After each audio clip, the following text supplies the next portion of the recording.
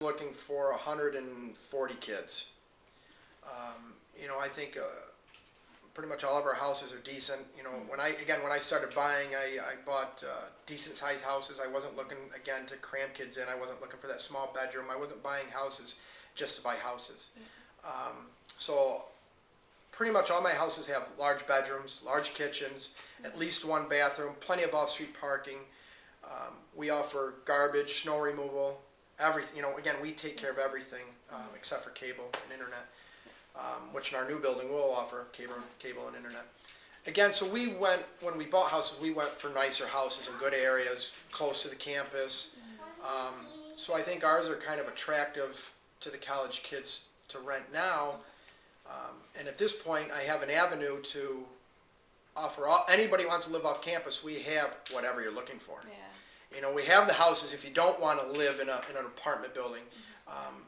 Again, if you want to live in that structured apartment building, something like the Village, again, we offer that as well. And again, we think we're 2 steps ahead of that, or have a little bit more to offer. So again, you have 2 different avenues. So if you think you do not want to live in a dorm anymore, come see us, because we offer a little bit of everything. So again, I think with that, it may help us. I'm usually 90% full before Thanksgiving break. Okay. Again, word of mouth. I don't do a lot of advertising. The only advertising I've done for my other houses was just in Isfagoni, and I ran the classified ads. That was essentially it. And again, I was filling houses. I think partly because kids were talking to other kids saying, hey, he's a good landlord. You should check out this house, or he's got a decent house. He takes care of it. I think that's there's a lot of good landlords out there. There's a lot of them. Again, like the college kids, there's a few bad eggs. Yeah. And I think it's going to hurt them more than anything, or force them to step up their game. Yeah. I think, unfortunately, when I first got into it, there's a lot of landlords that thought, wow, this is just easy because the kids have no choice. That's not the case anymore. Kids have a lot of choices now, and if they start early enough and look, there's a lot of variety, there's a lot of good houses, and there's a lot of good landlords, and I think if they ask around, they'll know who the good ones are and the bad ones are.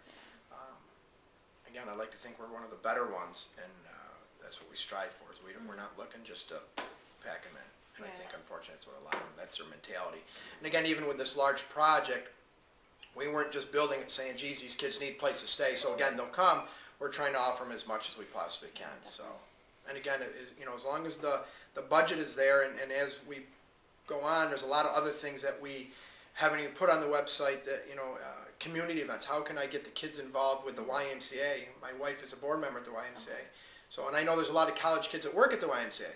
How do I incorporate that with my new project with the YMCA? Have it incorporate all of those things. The college kids who want to help the community, a lot of the kids graduate and stay in the community. Yeah. Again, how do we put them together? The high school's across the street.